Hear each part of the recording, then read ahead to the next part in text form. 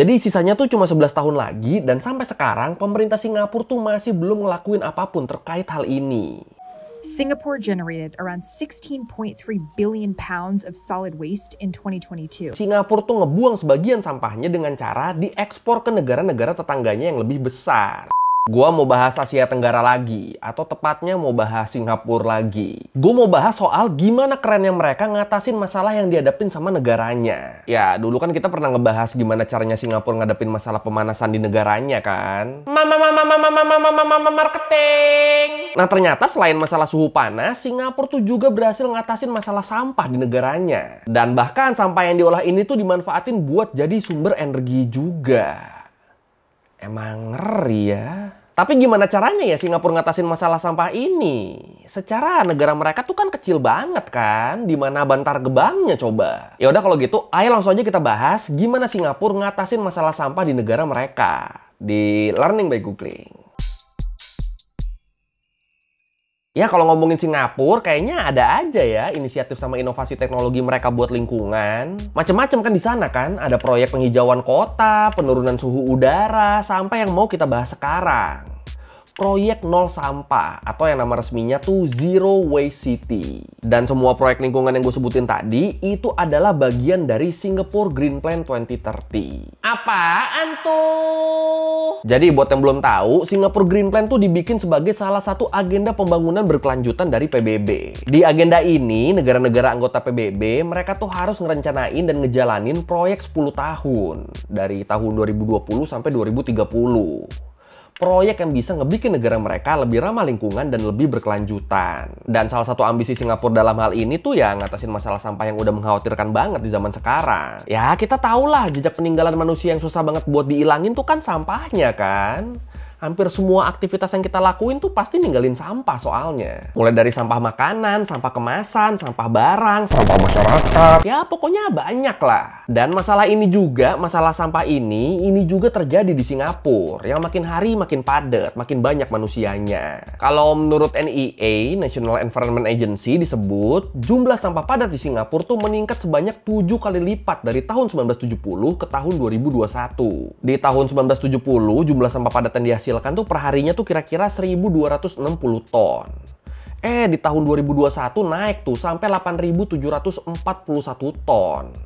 Dan itu per hari loh. Jadi kebayang kan di negara sekecil Singapura sampah hariannya sebanyak itu mau ditaruh di mana coba sampahnya? Luas daratan mereka aja kecil kan, sementara penduduknya padat banget. Jadi nggak ada tuh di sana ruang buat TPA, bantar gebangan gitu nggak mungkin di sana. Terus kalau gitu sampahnya dikemanain? Kalau menurut DBS Bank, selama ini Singapura tuh ngebuang sebagian sampahnya dengan cara diekspor ke negara-negara tetangganya yang lebih besar.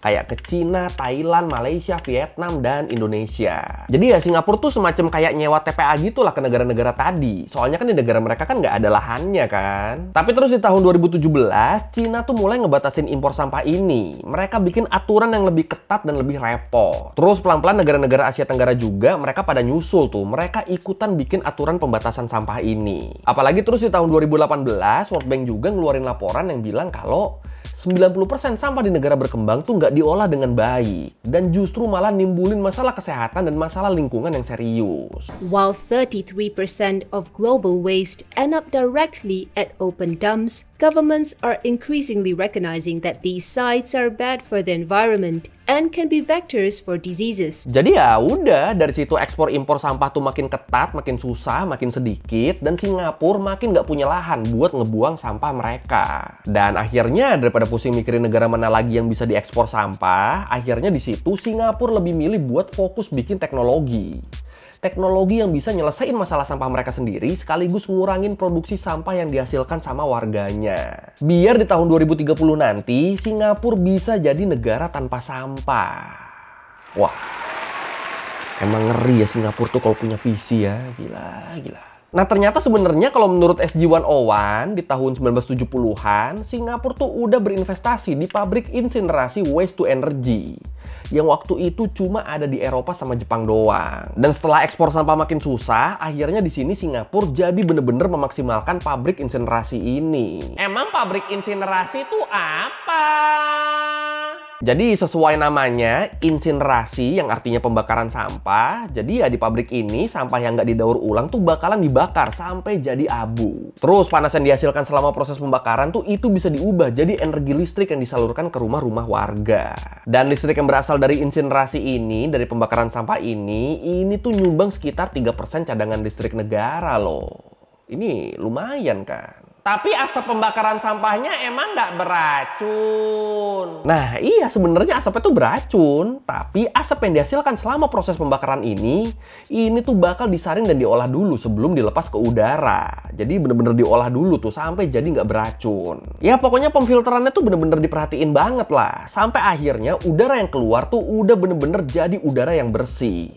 Udah bener-bener jadi udara yang aman buat dihirup. In the 60s, before they built waste to energy plants, the waste actually go to Lorong Halus and then they dump this. They go there, they just throw it there and it's buried. So currently, we don't have such things because all domestic waste goes to our what we call waste to energy plant, which we have visited. So what they receive from a big amount of waste reduced to ash. Nah makanya yang jadi masalah di sini tuh bukan asapnya sebenarnya, tapi lebih ke abunya. Ya abu sisa-sisa sampah yang udah dibakar ini kan tetap harus dibuang kan. Jadi ya tetap harus ada tempat khususnya tuh buat jadi TPA, buat jadi tempat pembuangan akhirnya. Tapi ya walaupun ujung-ujungnya tetap butuh TPA lagi, tapi sebenarnya mending ngebuang sampah yang udah berbentuk abu sih dibanding sampah padat.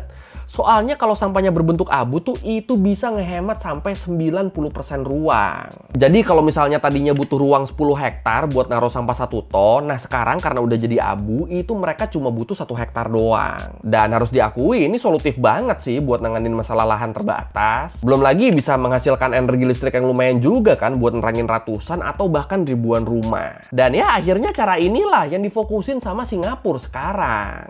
Singapore, smaller than the size of New York City, is also one of the most dense countries in the world. So it's tackling its trash by turning all of this into this. Dan buat proses ngumpulin sampahnya, kalau menurut The Mache Initiative, di Singapura, tugas ngumpulin dan ngolah sampah tuh dilakukan sama perusahaan swasta yang disebutnya Public Waste Collectors atau disingkat PWC.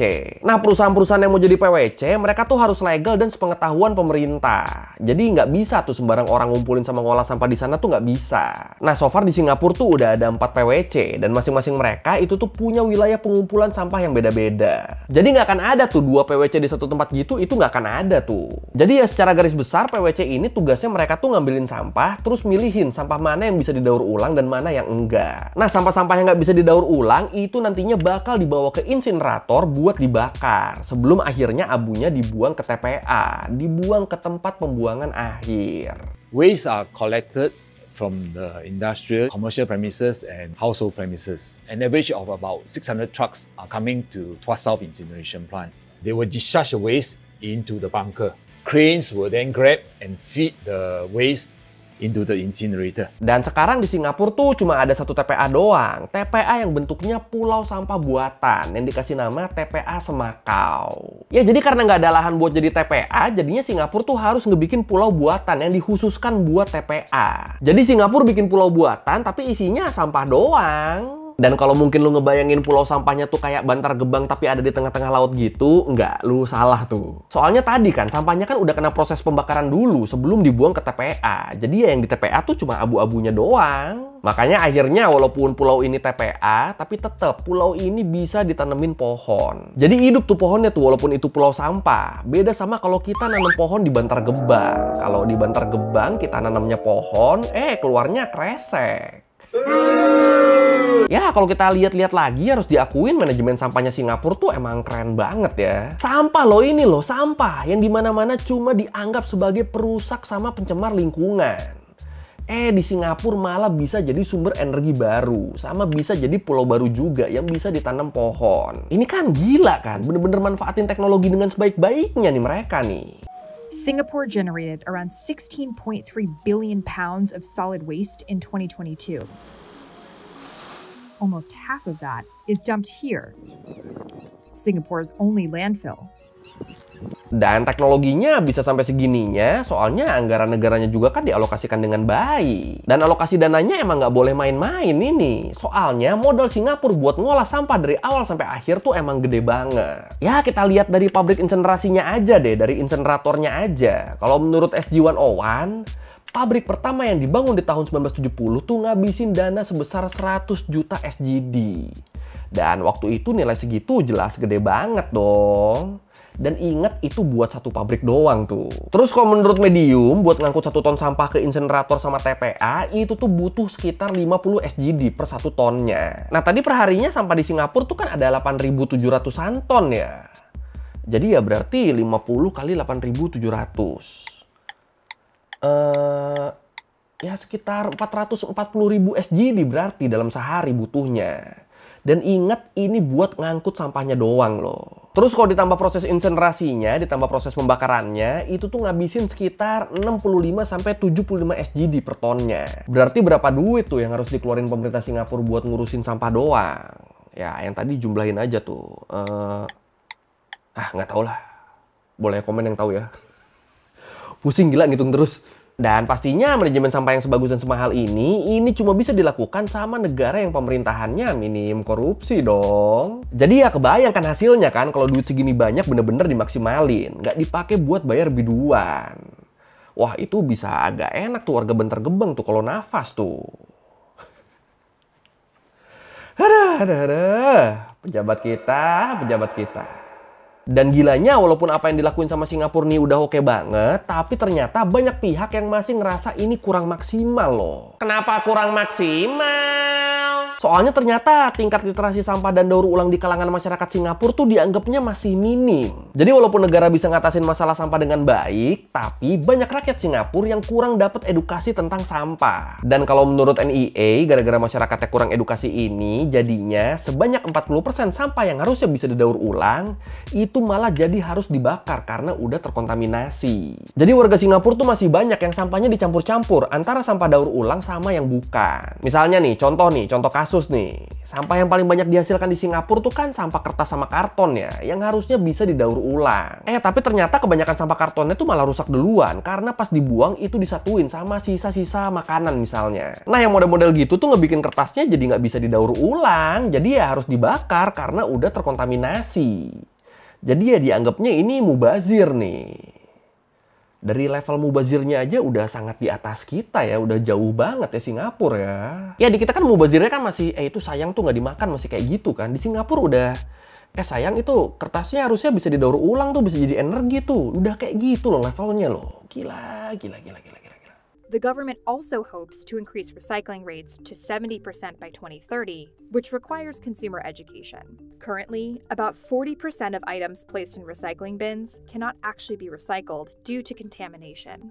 Makanya buat ngurangin sampah daur ulang mubazir ini dan buat mencapai zero waste city tadi, pemerintah Singapura tuh sekarang lagi fokus ke peningkatan edukasi sampah di sekolah-sekolah, masyarakat, sama tempat-tempat bisnis. Biar apa? Biar semua lapisan masyarakat tahu pentingnya memilah sampah sesuai jenisnya, supaya makin banyak sampah daur ulang yang nggak kebakar percuma. Dan buat di sektor bisnis, kayak restoran, perusahaan, pabrik, toko, dan semacamnya, pemerintah juga ngedorong mereka biar mikirin gimana caranya supaya produk yang mereka jual atau proses produksinya itu nggak menghasilkan sampah. Soalnya yang namanya perusahaan kan harus bertanggung jawab sepenuhnya sama apa yang mereka keluarin kan. Harus bertanggung jawab sepenuhnya sama apa yang mereka jual. Jadi bukan cuma tanggung jawab pemakanan sama barangnya aja, tapi sampah dan limbahnya juga tuh harus dipikirin sama mereka. Terus masalah lainnya juga, kalau menurut ekobisnis disebut TPA Semakau, si pulau sampah tadi, yang jadi satu-satunya TPA di Singapura tadi, itu tuh diprediksi bakalan penuh di tahun 2035 nanti. Jadi sisanya tuh cuma 11 tahun lagi, dan sampai sekarang pemerintah Singapura tuh masih belum ngelakuin apapun terkait hal ini. Makanya jadi banyak aktivis lingkungan di sana yang mempertanyakan, ini apa yang bakal dilakuin sama Singapura nih setelah TPA Semakau penuh nih? Apa bakal bikin pulau buatan baru atau bakal gimana nih? Dan kalau emang mau bikin pulau sampah baru lagi, ini mau sampai kapan kayak gini terus dan sejauh mana? Ya kan nggak mungkin juga kan tiap beberapa dekade ngebikin pulau sampah baru di laut terus kan nggak mungkin kan? kan? Yang ada malah bisa nimbulin efek samping ke lingkungannya kalau gitu terus. Sama harus diingat juga wilayah perairan Singapura tuh kan kecil kan. Jadi kalau bikin pulau sampah, lama-lama nggak punya laut mereka. Dan ya sampai gue bikin video ini sih masih belum ada rencana lanjutan ya dari pemerintah Singapura terkait masalah sampah ini. Tapi kalau menurut tuh gimana? Apakah kita bisa niru caranya Singapura ini buat ngolah sampah kita biar lebih efisien gitu lahannya?